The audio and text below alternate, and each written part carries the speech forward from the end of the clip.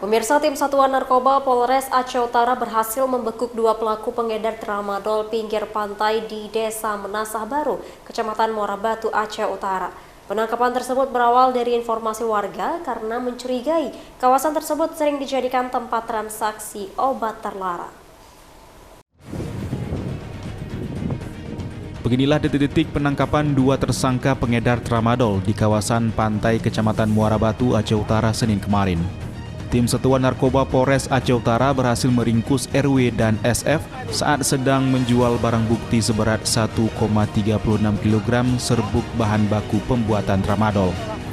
Selain itu, polisi juga mengamankan sebuah telepon genggam yang digunakan pelaku sebagai alat transaksi tramadol. Penangkapan tersebut berawal dari informasi warga yang mencurigai kawasan Kecamatan Muara Batu sering dijadikan tempat transaksi obat terlarang tersebut. Kini kedua tersangka telah diamankan di Polres Aceh Utara untuk penyelidikan lebih lanjut. Di sini barang bukti yang kami sita yaitu 1 bungkus plastik besar bening yang berisi serbuk.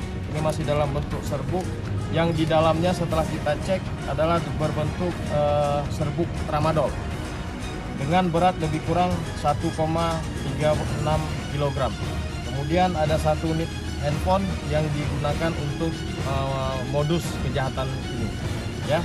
Kronologis kejadian ini yaitu berawal dari informasi yang diberikan oleh masyarakat kepada Satres Narkoba Polres Aceh Utara, ya, akan adanya satu transaksi tramadol di Kampung Menasah Baru, Kecamatan Muara Batu, Kabupaten Aceh Utara.